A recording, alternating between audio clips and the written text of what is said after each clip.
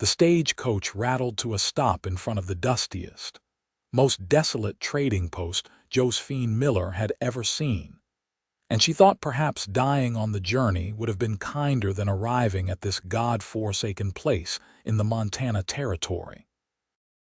It was August 1878, and the heat shimmered off the rocky ground like water, though there was precious little of that to be found. Her dress clung to her skin, dark with sweat and grime from 3 weeks of traveling. The other passengers had disembarked at various stops along the way, leaving her alone for the final stretch into the mountains.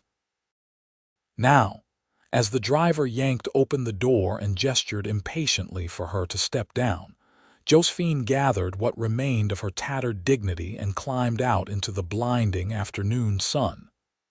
"This is it, miss." "End of the line," the driver said, already hauling her single worn trunk from the back of the coach. He dropped it in the dirt without ceremony. "Good luck to you." Before she could respond, before she could even ask where exactly she was supposed to go, the stagecoach was pulling away, leaving her standing alone on what could barely be called a road. A weathered sign creaked in the hot wind. "Columbus Trading Post, Montana Territory." Josephine swallowed hard against the knot of fear in her throat. This was it. This was where her brother had sent her after their father died, leaving nothing but debts and disgrace. Thomas had made it abundantly clear that she was a burden he could no longer afford to keep. At 22 years old, she had become nothing more than an unwanted mouth to feed, a spinster with no prospects and no value. He had written to an acquaintance out west who needed someone to cook and clean, and Josephine had been shipped off like unwanted cargo. The trading post itself was a rough-hewn log building with a sagging porch. A few other structures dotted the landscape, including what looked like a saloon and a boarding house. Mountains rose in the distance, their peaks still touched with snow despite the summer heat. It was beautiful in a harsh, unforgiving way that made Josephine's chest tighten with loneliness. She picked up her trunk, struggling under its weight, and carried it toward the trading post. The door stood open, and she could hear voices inside. As she stepped into the dim interior, her eyes took a moment to adjust. The place smelled of leather, tobacco, and something wild she could not name. "Help you?" A grizzled man behind a rough wooden counter looked her up and down with obvious skepticism. "I am looking for Mr. Silas Kemper," Josephine said, trying to keep her voice steady. "I was told he would be expecting me." The man spat tobacco juice into a tin can. "Kemper died 3 weeks ago. Fever took him." The words hit her like a physical blow. Josephine gripped the edge of the counter to keep herself upright. "Dead. But he sent for me. I was to work for him." "Well, he ain't in need of help no more, that's for certain." The man turned back to arranging bottles on a shelf behind him, clearly considering the conversation finished. Josephine stood there, her mind racing. She had no money for passage back east. She had nowhere to go. Thomas had made it clear she was not welcome to return. The full weight of her situation crashed down on her, and she felt the familiar darkness that had haunted her since her father's death creeping back in. She was worthless. She had always been worthless. Even her own brother had seen it. "There's a problem here, Jack." A deep voice rumbled from the doorway behind her, and Josephine turned. The man who stood there had to duck slightly to enter the trading post. He was easily over 6 feet tall, with shoulders so broad they seemed to fill the entire doorframe. His hair, dark brown and sun-streaked, fell past his collar, and several days' worth of beard covered his strong jaw. But it was his eyes that caught her attention, pale blue like winter ice, and currently fixed on her with an intensity that made her breath catch. He wore buckskin pants and a simple cotton shirt that did nothing to hide the powerful muscles of his chest and arms. A hunting knife hung at his belt, and he carried himself with the easy confidence of a man who knew exactly what he was capable of. "No problem, Pierce," Jack said. "Lady here came to work for Kemper, but she's a bit late for that appointment." The man called Pierce looked at Josephine for a long moment, taking in her rumpled dress, her exhausted face, the trunk at her feet. His expression was unreadable. "You came all the way from back east." "Philadelphia," Josephine said quietly. "My brother arranged it. I had nowhere else to go." Something flickered in those pale eyes. "Jack, get her some water. She looks about to fall over." "Now wait just a minute, Pierce," Jack protested. "This ain't my problem. I said get her some water." The words were spoken softly, but there was steel beneath them. Jack grumbled but produced a dipper of water from a barrel in the corner. Josephine drank gratefully, the cool liquid soothing her parched throat. When she had finished, Pierce was still watching her with that same intense gaze. "Name's Pierce Fletcher," he said. "I got a cabin about 5 miles up in the mountains. Been coming down here every few weeks for supplies, but I could use someone to help with cooking and such. Pay would be room and board, and I could give you a bit of money each month. Nothing fancy, but it's honest work if you are willing." Josephine stared at him in disbelief. "You do not even know me." "Know enough," Pierce said. "Know you came all this way on a promise that turned out empty. Know you got no place else to go. Know you got eyes that say you have been told you are not worth much, which is a damn lie if I ever heard one." He paused. "But I will not force you. If you would rather try your luck here in town, that is your choice."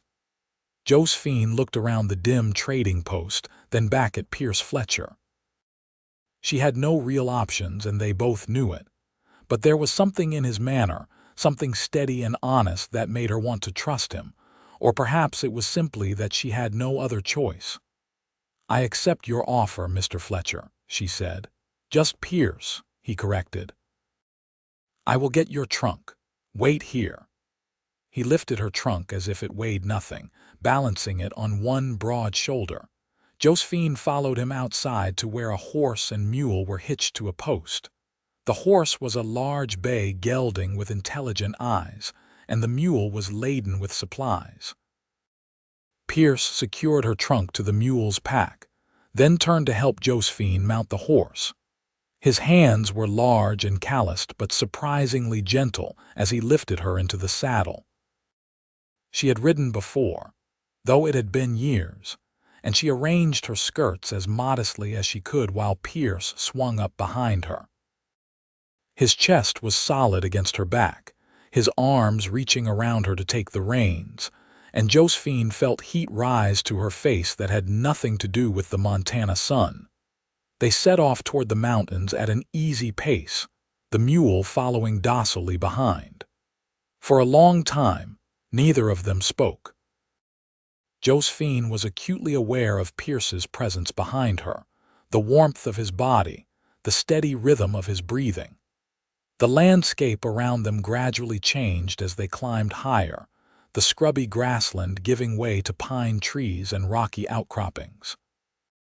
The air grew cooler and cleaner, and Josephine found herself breathing deeply for the first time in weeks. "Why did you help me?" she finally asked, her voice barely audible over the sound of the horse's hooves on stone. Pierce was silent for so long she thought he might not answer. When he finally spoke, his voice was thoughtful. "About 5 years back, I was in a bad way. Had just come back from scouting for the army, seen things that made it hard to be around people. I was angry all the time, drinking too much, picking fights. Old trapper named Samuel took me in, taught me to live up in these mountains. He did not have to, could have just left me to destroy myself, but he saw something worth saving even when I could not." He paused, adjusting his grip on the reins. "Samuel died last winter. Before he passed, he told me that the measure of a man is not what he takes from the world, but what he gives back. Said I had to pass on the kindness he showed me. When I saw you standing there in that trading post, looking like the whole world had given up on you. I figured this was my chance to do that." Josephine felt tears prick at her eyes, the first genuine emotion she had allowed herself to feel in months. "Thank you," she whispered. "No thanks needed. Besides, I really do need help. I am a decent hunter and trapper, but my cooking would make a grizzly bear weep. You can cook, I assume." Despite everything, Josephine felt a small smile tug at her lips. "Yes, I can cook, and clean and sew and tend a garden." "Well then, sounds like we might both benefit from this arrangement." They rode for another hour, climbing higher into the mountains. The sun was beginning to sink toward the western peaks when they finally emerged into a small meadow. A cabin sat nestled against the mountainside, built from massive logs and chinked with clay. A stream ran nearby, its water sparkling in the golden afternoon light. There was a small barn for the animals, a chicken coop, and what looked like the beginnings of a vegetable garden. It was the most beautiful place Josephine had ever seen. Pierce dismounted and helped her down, his hands spanning her waist easily. For a moment they stood close together, and Josephine could see gold flecks in his blue eyes. Then he stepped back and began unloading the supplies. "Cabin's not fancy, but it is solid," he said. "One bedroom which you will take. I will sleep in the loft. There is a root cellar out back for storage, and the stream never runs dry, even in high summer. Winters get hard up here, but we have got time to prepare for that." He showed her inside. The cabin was a single large room with a stone fireplace at one end, a rough-hewn table and chairs, and a bedroom area separated by a curtain. A ladder led to a loft above. It was sparse and masculine, but clean, and Josephine felt a sense of relief wash over her. This was not what she had expected, but it felt safe. "I know it is not much," Pierce said, misinterpreting her silence. "It is perfect," Josephine said honestly. "Truly." Something in Pierce's expression softened. "You must be exhausted. Why do not you rest while I see to the animals and get things settled? We can talk more about arrangements over supper." "Let me cook," Josephine said quickly. "Please, I want to earn my keep." Pierce studied her for a moment, then nodded. "All right, but take some time to wash up first. The stream water is cold, but it is clean. There is soap and a towel in the chest by the bed." He left her alone then, and Josephine took a moment to simply stand in the quiet cabin and breathe. She was in the middle of nowhere, completely dependent on a man she had just met, with no way to leave if things went wrong. By all rights, she should be terrified. But somehow, standing in Pierce Fletcher's simple cabin, she felt something she had not felt in a very long time: hope. She found the soap and towel and made her way to the stream. The water was indeed cold, snowmelt from the high peaks, but it felt glorious against her travel-worn skin. She washed her face and hands, then loosened her hair from its pins and let it fall down her back. It was dark brown, nearly black, and fell in waves to her waist. She had always thought it her only good feature. When she returned to the cabin, she found that Pierce had brought in her trunk and left it by the bedroom. She changed into a simpler dress, one more suited to work, and set about exploring the kitchen area. There was a good iron stove, a few pots and pans, and some basic supplies. In the root cellar she found potatoes, onions, and some dried meat. It was enough to make a simple stew. By the time Pierce came in from tending the animals, the cabin was filled with the smell of cooking food. He stopped in the doorway, and Josephine saw something like wonder cross his face. "Been a long time since this place smelled like home," he said quietly. They ate at the rough table as the sun set outside the window, turning the sky brilliant shades of orange and pink. Pierce was not much of a talker, but he answered Josephine's questions about the area, the wildlife, the changing seasons. She learned that he trapped in the winter, selling furs to traders who came through Columbus. In the warmer months, he hunted and fished, preserving meat for the long Montana winter. He was completely self-sufficient, and Josephine could see the quiet pride he took in that. "What about you?" Pierce asked when they had finished eating. "What was your life like back east?" Josephine's hands tightened on her cup of water. "Nothing worth talking about. My mother died when I was young. My father was a banker who made some poor investments. When he died 6 months ago, we discovered he was deeply in debt. My brother Thomas kept the house by marrying quickly, a woman with money. I was suddenly in the way." She paused, old pain rising up. "Thomas told me I was a burden, that I had no value because I had not married, had no prospects, no skills that mattered. He said I was lucky he bothered to find me any position at all." Pierce's jaw tightened, a muscle jumping beneath his beard. "Your brother is a fool." "He was right, though," Josephine said, her voice barely above a whisper. "I am worthless. I could not even arrive at the right time to take the position I was sent for. I failed at that too." Pierce stood abruptly, his chair scraping against the floor. He walked to the window and stood there for a long moment, his broad back to her. When he finally turned around, his eyes were blazing with an intensity that took her breath away. "Listen to me, Josephine Miller," he said, his voice low and fierce. "I do not ever want to hear you say that again. You are not worthless. You got on that stagecoach not knowing what you would find, traveled 3 weeks across this country to a place you had never been, and when everything went wrong, you did not fall apart. You stood there in that trading post and kept your head up. That takes courage. That takes strength. And any man who cannot see that is not worth the air he breathes." Josephine stared at him, tears streaming down her face before she could stop them. She could not remember the last time anyone had said anything kind to her, let alone defended her worth with such passion. Pierce crossed the room and knelt beside her chair, his large hand gentle on her shoulder. "I am sorry. I did not mean to upset you." "You did not," Josephine managed. "I just... thank you. Thank you for seeing something in me that I cannot see in myself." "Then I will see it for both of us," Pierce said simply. "And maybe, given time, you will start to see it too." That night, Josephine lay in the small bedroom, listening to the unfamiliar sounds of the mountain wilderness. An owl hooted somewhere in the darkness. The wind sighed through the pine trees, and from the loft above, she could hear the steady sound of Pierce's breathing. For the first time since her father died, she did not cry herself to sleep. The next weeks fell into a rhythm that was both strange and comforting. Josephine rose early each morning to prepare breakfast while Pierce saw to the animals. They ate together, and then Pierce would disappear into the forest to check his trap lines or hunt, leaving Josephine to manage the cabin. She threw herself into the work, scrubbing floors that did not really need scrubbing, organizing supplies, tending the small garden with fierce determination.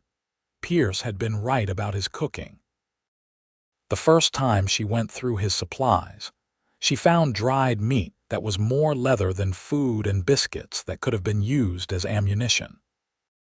She set about preparing proper meals, and though Pierce rarely said much, she could see his appreciation in the way he cleaned his plate each night, in the small sounds of satisfaction he made while eating. But it was the little things that began to mean the most. The way Pierce always made sure there was fresh water from the stream waiting for her each morning. How he brought her wildflowers he had found on his hunting trips, presenting them awkwardly, but with such earnest pleasure when she exclaimed over their beauty. The evening ritual of sitting on the porch together as the sun set, not always talking, but simply existing in companionable silence. Josephine found herself watching him more and more. The way his muscles moved beneath his shirt as he chopped wood. The careful gentleness with which he handled the horses. The quiet competence with which he did everything, never wasting motion or energy. He was unlike any man she had ever known, and she was drawn to him in a way that both thrilled and terrified her. One afternoon, about a month after her arrival, Josephine was washing clothes in a large tub when she heard a commotion from the direction of the barn. She dropped the shirt she had been scrubbing and ran outside to find Pierce backing out of the barn, blood streaming from his arm. What happened? She rushed to his side, her heart hammering. One of the chickens got out and wandered into the barn. Horse spooked and caught me with his hoof, Pierce said through gritted teeth. It is nothing serious. Let me see. Josephine pulled him toward the cabin, ignoring his protests. Once inside, she carefully cut away his sleeve to reveal a deep gash that was still bleeding freely. Her hands shook slightly as she gathered clean cloths and the bottle of whiskey Pierce kept for medicinal purposes, but her voice was steady. This is going to hurt. I have had worse, Pierce said, but his jaw was tight as she cleaned the wound with whiskey. His other hand gripped the edge of the table, knuckles white, but he did not make a sound. Josephine worked quickly and efficiently, cleaning the wound thoroughly before binding it with clean cloth. Her hands were gentle, and she found herself murmuring soft words of comfort without thinking. When she finally looked up, she found Pierce watching her with an expression she could not quite read. "Where did you learn to do that?" he asked. "I used to help the doctor in our neighborhood back in Philadelphia. My father thought it was beneath me, but I enjoyed the work, enjoyed feeling useful." She finished tying off the bandage. "You should rest. The wound is deep enough that it will take time to heal properly." "Cannot rest." "Got things that need doing." "Pierce Fletcher, you sit right there, or I will tie you to that chair," Josephine said with a firmness that surprised them both. "I can feed the animals and gather the eggs. You will tell me what else needs doing, and I will do it." Pierce opened his mouth to argue, then closed it again. A small smile tugged at his lips. "Yes, madam." Over the next few days, Josephine took over all the chores while Pierce's arm healed. She learned to milk the cow, feed the chickens, and even helped haul water from the stream. It was hard physical work, harder than anything she had done in her comfortable Philadelphia life, but she found a deep satisfaction in it. Each task completed was proof that she was capable, that she had value. Pierce watched her work with what seemed like amazement. "You did not have to do all this," he said one evening as they sat on the porch. His arm was healing well, though it still pained him. "You took me in when I had nowhere else to go," Josephine replied. "This is the least I can do." "It is more than that, though, is it not?" Pierce's pale eyes were knowing. "You are trying to prove something." Josephine looked down at her hands, now roughened with calluses. "Maybe. Is that so wrong?" "Not wrong, just unnecessary. You do not have anything to prove, not to me." "But I do," Josephine said quietly. "I need to prove it to myself. All my life, I was told that my only value was in making a good marriage, in being ornamental. When that did not happen, I was discarded like a broken dish. I need to know that I can be more than that." Pierce reached over and took her hand, his large, rough palm engulfing hers. "You are more. You always have been, but I understand needing to discover that for yourself." They sat there as darkness fell, hands clasped, and Josephine felt something shift between them. It was subtle but profound, like the first breath of spring after a long winter. As summer gave way to early autumn, the air began to crisp, and the aspens started turning gold. Pierce spent more time preparing for winter, chopping massive amounts of firewood and hunting to stock the root cellar with preserved meat. Josephine helped with everything, learning skills she had never imagined needing. She learned to tan hides, to preserve meat with salt, to identify which plants were edible and which were poisonous. But more importantly, she learned things about herself. She learned that she was stronger than she had ever imagined, both physically and mentally. She learned that she could face challenges and overcome them. She learned that her worth was not determined by what others thought of her, but by what she knew herself to be capable of. And she learned that she was falling in love with Pierce Fletcher. It crept up on her gradually, in small moments that took on increasing significance. The way he always served her first at meals, making sure she had the best portions. How he taught her to shoot his rifle, standing behind her with patient instruction, his arms guiding hers. The night he sat up with her when she was sick with a fever, bathing her forehead with cool water and murmuring reassurances. The morning she woke to find he had repaired her worn boots, the stitching careful and precise. But it was his words that affected her most. Pierce had a way of seeing through her doubts and fears, of cutting straight to the truth. When she berated herself for burning bread or tearing a shirt she was mending, he would simply say, "You will do better next time. You always do." When she expressed frustration at her inability to master some task immediately, he would remind her, "You have been here less than 3 months and already learned enough skills to survive alone in these mountains if you needed to. That is remarkable." Slowly, gradually, Josephine began to believe him. She began to see herself not as the worthless burden her brother had named her, but as a capable woman with real value. The change was not sudden or dramatic, but it was profound. She stood taller.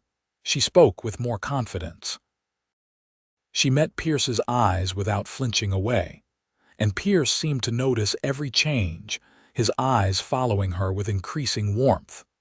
One crisp October morning, Josephine woke to find the world transformed. Snow had fallen during the night, not heavily, but enough to dust everything in white. She stood at the window, watching the way the rising sun turned the snow to pink and gold, and felt Pierce come to stand beside her. "First snow of the season," he said quietly. "Winter comes early up here in the mountains. We have got maybe another month before the heavy snows start." "Is it always this beautiful?" Josephine asked, unable to look away from the pristine landscape. "Every time," Pierce said. "Never gets old." He paused, and when he spoke again, his voice was different, deeper.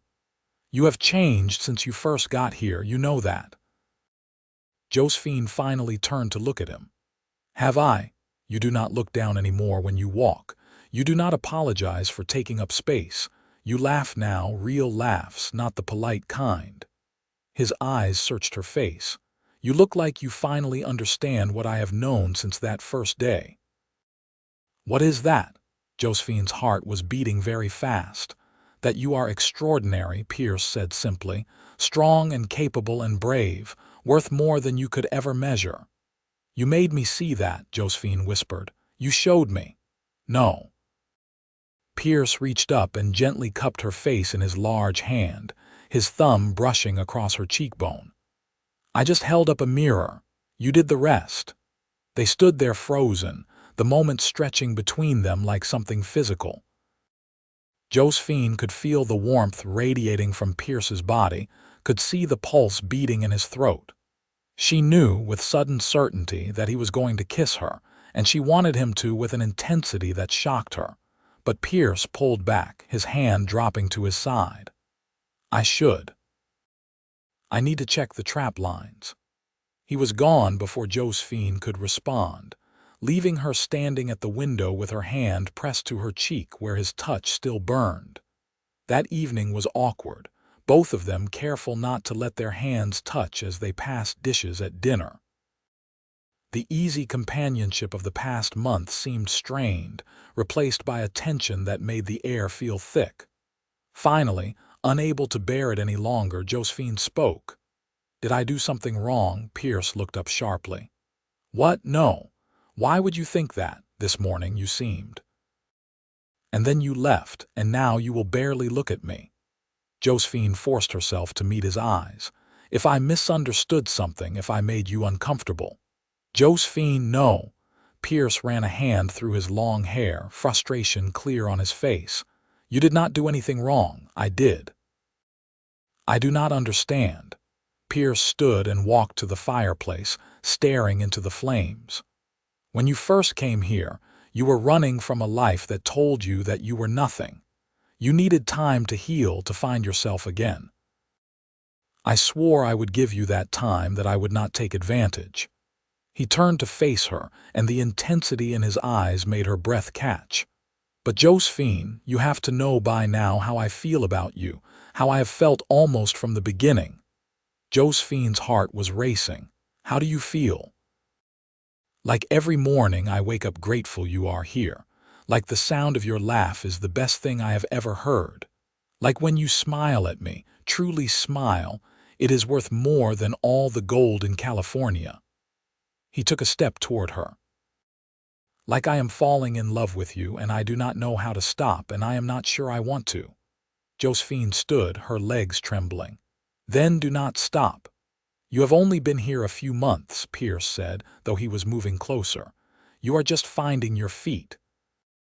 I do not want you to feel obligated or confused or… Pierce Fletcher, for a smart man, you are being remarkably dense. Josephine closed the distance between them, placing her hands on his broad chest. She could feel his heart pounding beneath her palms. I am not confused. I know exactly what I feel. I am falling in love with you too. I think I have been since the day you told me I was worth more than I knew. Pierce's arms came around her, pulling her close against his solid warmth. Josephine, he breathed, and then his lips were on hers. The kiss was gentle at first, questioning, but when Josephine responded, winding her arms around his neck, it deepened into something that made her entire body come alive. Pierce kissed her like she was precious, like she was everything, his large hands cradling her face with a tenderness that brought tears to her eyes. When they finally broke apart, both breathing hard, Pierce rested his forehead against hers. I want to do this right. I want to court you properly, marry you if you will have me, but only when you are ready, only when you are sure. I am sure, Josephine said. I have never been more sure of anything in my life. You say that now, but winter is coming. We will be snowed in together for months. It will not be easy. Living up here, it is beautiful, but it is hard and lonely and dangerous. I need you to understand what you would be choosing. Josephine pulled back slightly so she could look into his eyes. I am not the same woman who arrived here in August. That woman was broken, lost, convinced she had no value, but you helped me become someone stronger, someone who can handle hard and lonely and dangerous, someone who chooses this life not because she has no other options, but because this is where she wants to be. With you. Pierce searched her face for a long moment, then smiled, a real smile that transformed his usually serious features. Then I guess I am the luckiest man in the Montana Territory. He kissed her again, and this time there was no hesitation, only joy and promise and a passion that neither of them tried to contain. When they finally separated, both were flushed and grinning like fools.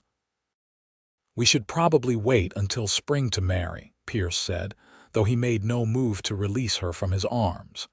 Give you time to be absolutely certain, and give me time to maybe build us a proper house. This cabin is too small for a family. A family? Josephine's eyes widened. Pierce's ears turned red. I mean eventually, if you wanted, I know we have not discussed. I want that, Josephine interrupted softly. I want a future with you, Pierce. Children, a home, all of it. They talked late into the night, making plans and sharing dreams. Pierce told her about a spot about a mile from the cabin, a meadow with a view of the valley, where he had always imagined building a real house. Josephine described the kind of home she wanted, not grand or fancy, but warm and welcoming, filled with love and laughter. The next morning, Pierce rode down to Columbus and returned with a simple gold band. It was not much, but when he slipped it onto Josephine's finger that evening, declaring his intention to marry her come spring, it felt more precious than any diamond. Winter came on fast and hard, just as Pierce had predicted. By early November, they were completely snowed in, the world beyond the cabin transformed into an endless expanse of white. But inside, the cabin was warm and cozy, filled with a contentment that neither of them had known they were missing. Josephine learned to love the quiet rhythm of winter days. She would wake to find Pierce already up, stoking the fire and preparing to go check on the animals. They would eat breakfast together, and then, while Pierce handled the outside chores, Josephine would work on projects inside. She sewed curtains for the windows, knitted socks and scarves, prepared meals from their stored supplies. In the afternoons, Pierce would often teach her new skills. She learned to carve wood, to make rope from plant fibers, to read the weather signs in the sky, but the best times were the evenings. They would sit close together by the fire, sometimes talking, sometimes just existing in comfortable silence. Pierce would read aloud from the few books he owned, his deep voice bringing the stories to life. Josephine would work on mending or knitting while she listened, occasionally looking up to find Pierce watching her with such open affection that it made her heart swell. And they learned each other, slowly and sweetly. Pierce was a man of few words, but his actions spoke volumes. He made sure Josephine always had the warmest blanket, the most comfortable chair. He never complained about the repetitive meals that winter necessity demanded. He told her stories of his life, the pain he had carried before Samuel found him, the peace he had discovered in these mountains. Josephine, in turn, opened up about her own past. She told him about her mother, barely remembered but deeply missed, about her father's slow decline and the shame that had come with it, about Thomas's cold dismissal and the deep wound it had left. Pierce listened to it all, and in his steady acceptance, Josephine found another layer of healing. "You know what I realized?" she said one night as they sat by the fire. Outside, wind howled and snow battered the windows, but inside was warm and safe. "What is that?" Pierce's arm was around her shoulders, and she was tucked against his side, her head resting on his chest. "I used to think that my worth came from what I could do for others, from being useful or necessary. But you never treat me like that. You value me just for being me, even when I am not doing anything productive." Pierce pressed a kiss to the top of her head. "Because your worth is not in what you do. It is in who you are. The kindness in your heart, the strength in your spirit, the way you see beauty in small things. Those are not things you earn. Those are just you." Josephine tilted her head back to look at him. "How did you get so wise?" "Spent a lot of time alone in these mountains with nothing but my thoughts," Pierce said with a small smile. "A man either goes crazy or learns some things. I chose the latter. I am grateful you did." Josephine reached up and touched his face, feeling the softness of his beard beneath her fingers. "I am grateful for all of it, even the hard parts that brought me here." Pierce turned his head and kissed her palm. "So am I." As winter deepened, they grew even closer. Pierce began including Josephine in decisions about the homestead, asking her opinion on everything from where to plant additional crops come spring to how to arrange the new house he was planning. He made it clear that this was as much her home as his, that her thoughts and desires mattered, and Josephine blossomed under his regard. The last lingering doubts about her own worth faded away. She discovered that she was not just capable, but creative and resourceful. She developed her own ideas for improving their life together, and Pierce listened to everyone, implementing those that were practical and gently explaining why others might not work.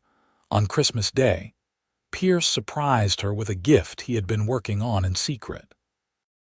It was a rocking chair, beautifully carved with designs of pine trees and mountains. "For when we have children," he said, almost shyly. "Thought you might like to have a proper chair for rocking babies." Josephine burst into tears, overwhelmed by the thoughtfulness of it, by the future it represented. Pierce pulled her into his arms, concerned that he had upset her, but she assured him these were happy tears. "I love it," she said. "I love you." "I love you too," Pierce replied. "More than I thought possible." They married in early April, as soon as the snow had melted enough for them to ride down to Columbus. The ceremony was simple, performed by a traveling preacher in the small boarding house, with the trading post owner Jack and his wife as witnesses. Josephine wore a dress she had made herself over the winter, simple but beautiful, and Pierce wore clean clothes and had even trimmed his beard for the occasion. When the preacher pronounced them man and wife, Pierce kissed her with a passion that made Jack cough pointedly and his wife giggle. Josephine did not care.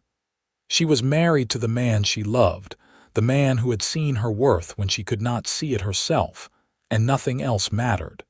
They spent one night in the boarding house, a luxury that allowed them true privacy for the first time.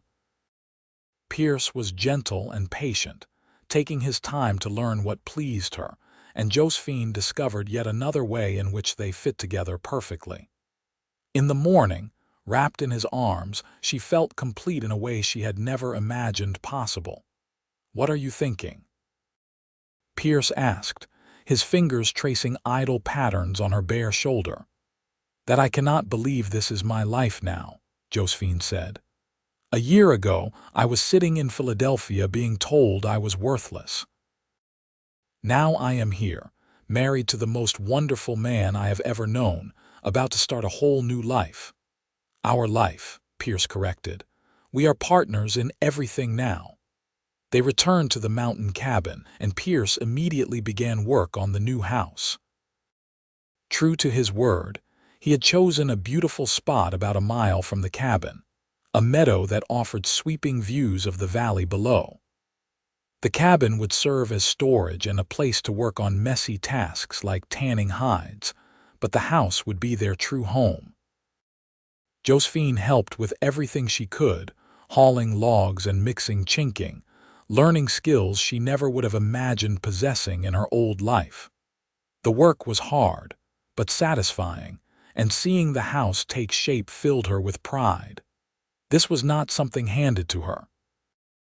This was something she and Pierce were building together, a physical representation of the life they were creating. By midsummer, the house was finished. It had 2 bedrooms, one for them and one for future children, a large main room with a stone fireplace, and even glass windows that Pierce had hauled up from Columbus. It was not grand by Philadelphia standards, but to Josephine, it was perfect. They spent their first night in the new house making love in front of the fireplace, christening their new home with laughter and joy. Afterward, lying tangled together on a blanket, Josephine felt a contentment so deep it was almost overwhelming. "Happy?" Pierce asked, his lips brushing her temple. "So happy I almost cannot believe it is real," Josephine replied. "Sometimes I worry I will wake up and find this was all a dream." "It is real," Pierce assured her. "You are real, this is real, and it is only going to get better." He was right. As summer turned to autumn, they fell into new rhythms in their new home. Josephine's garden flourished, providing fresh vegetables that she carefully preserved for winter. She became an expert at smoking meat, tanning hides, and all the other skills necessary for mountain life. Pierce's trap lines were productive, and he made a good profit selling furs in Columbus. But more importantly, they built a life rich in small joys. Morning coffee on the porch watching the sun rise over the mountains. Afternoon swims in the creek, splashing each other like children. Evening dances in the main room to music Pierce would play on a battered fiddle Josephine had not known he owned. Long conversations about everything and nothing. Quiet moments simply holding each other, needing no words. In October, nearly a year after their first kiss, Josephine realized she was pregnant. She told Pierce one evening after supper, watching his face carefully for his reaction. For a moment, he just stared at her, and then a grin spread across his face that was pure joy. He swept her up in his arms, spinning her around while she laughed and scolded him to be careful. When he finally set her down, there were tears in his eyes. "We are going to have a baby," he said wonderingly. "You are sure?" "I am sure," Josephine confirmed. "I think around next June." Pierce placed his large hand on her still flat stomach with such tenderness that Josephine felt tears spring to her own eyes. "I am going to be a father," he said softly. "I never thought, I never imagined." "You are going to be a wonderful father," Josephine said firmly. "Just like you are a wonderful husband." The pregnancy was not easy. Josephine suffered from terrible nausea in the first months, and Pierce hovered anxiously, trying to help but mostly just getting in the way. As winter set in, she grew tired easily, and Pierce took over most of the heavy chores without complaint. He treated her like she was made of spun glass, which drove her crazy even as it touched her heart. "I am pregnant, not dying," she would protest when he refused to let her haul water or chop vegetables. "I know," Pierce would reply, "but you are carrying our child, and I will be damned if I let anything happen to either of you." As her belly grew, Pierce's wonder grew with it. He would place his hands on her stomach and talk to their unborn child, telling stories of the mountains and making promises about all the things they would do together. At night, when the baby kicked, he would watch in amazement, his eyes bright with unshed tears. "How did I get so lucky?" He would whisper. "We both got lucky," Josephine would correct. In early June, on a warm, sunny day, Josephine went into labor. Pierce rode down to Columbus at breakneck speed to fetch the midwife, an older woman named Mrs. Patterson who had delivered half the babies in the territory. The labor was long and difficult, lasting well into the night, and Pierce paced outside the bedroom like a caged animal, nearly wearing a hole in the floor. Finally, as dawn broke over the mountains, a baby's cry filled the house. Mrs. Patterson opened the bedroom door, smiling broadly. "You have a son, Mr. Fletcher. A big, healthy boy." Pierce rushed into the room to find Josephine propped up in bed, exhausted but glowing, holding a red-faced infant wrapped in a blanket. She looked up at him with tears streaming down her face. "Pierce, meet your son." Pierce took the baby with shaking hands, cradling him carefully against his broad chest. The infant quieted immediately, and Pierce stared down at his son with such love that Josephine started crying harder. "He is perfect," Pierce breathed. "Josephine, he is perfect. What should we name him?" Josephine asked. Pierce thought for a moment. "Samuel, after the man who saved my life and taught me what it means to give back." "Samuel Fletcher," Josephine said, trying out the name. "I like it." They called him Sam, and he was a sturdy, healthy baby with his father's blue eyes and his mother's dark hair.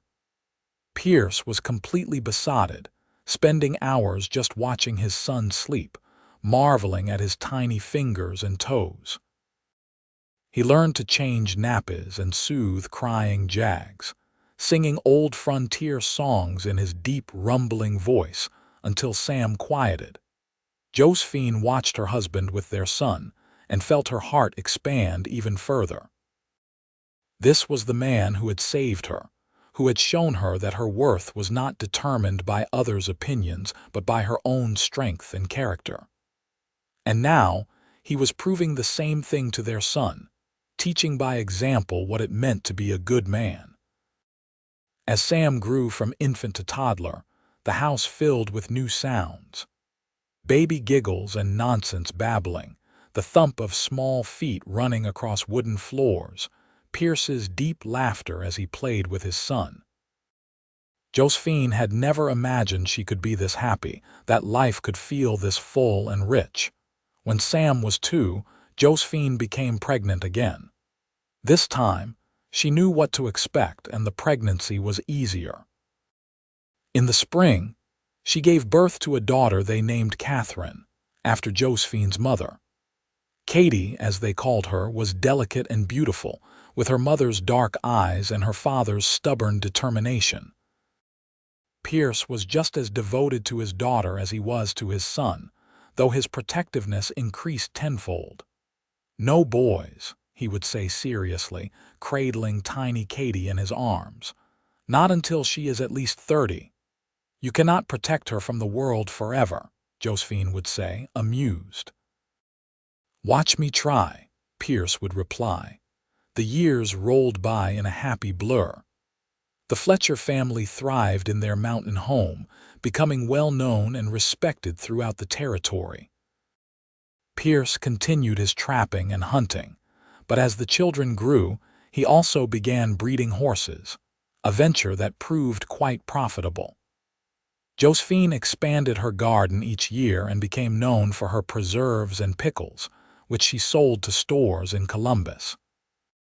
But beyond the material success, it was the love that filled their home that mattered most. Pierce never stopped showing Josephine how much he valued her, not just for what she did, but for who she was. He consulted her on every decision, deferred to her judgment on matters of the home and children, and made it clear that she was his equal partner in all things. And Josephine never forgot the journey that had brought her here. Sometimes, on quiet evenings, she would think back to that terrified young woman who had stepped off the stagecoach believing she was worthless. She would marvel at how far she had come, how much she had learned about her own strength and resilience. One evening, many years after their first meeting, Josephine sat on the porch of their home watching the sun set. The children were grown now. Sam was 21, working as a scout for the Army, following in his father's footsteps. Katie was 19 and engaged to a good young man from a nearby ranch. Pierce sat beside Josephine in the rocking chair he had made all those years ago, his hair now streaked with gray but his body still strong and capable. "What are you thinking about?" Pierce asked, taking her hand. "About the day I arrived in Columbus," Josephine said. "How lost and broken I felt, how certain I was that I had no value, no future." Pierce raised her hand to his lips and kissed her knuckles, a gesture he had made thousands of times over the years but which still made her heart flutter.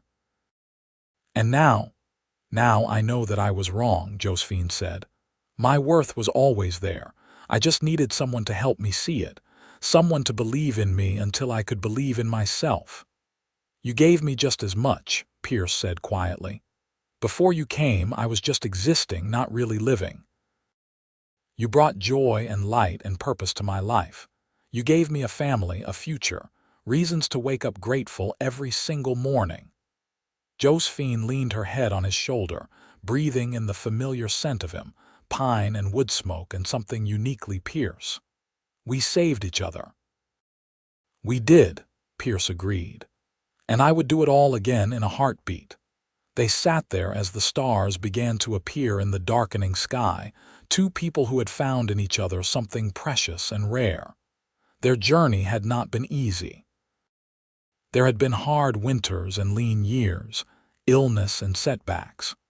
But through it all, they had held fast to each other and to the fundamental truth that Pierce had spoken that very first day. Josephine's worth had never been in question. She had always been priceless. She had just needed to discover it for herself. And in doing so, she had built a life beyond anything she could have imagined, filled with love and joy and a bone-deep satisfaction that came from knowing exactly who she was and what she was capable of. She was Josephine Fletcher, wife to a man who cherished her, mother to children who had grown into fine adults, and a woman who had learned that true value comes from within. As they sat together on the porch, hands clasped and hearts full, both of them knew with certainty that they had found exactly what they had been looking for in each other. Not perfection, but something far more valuable.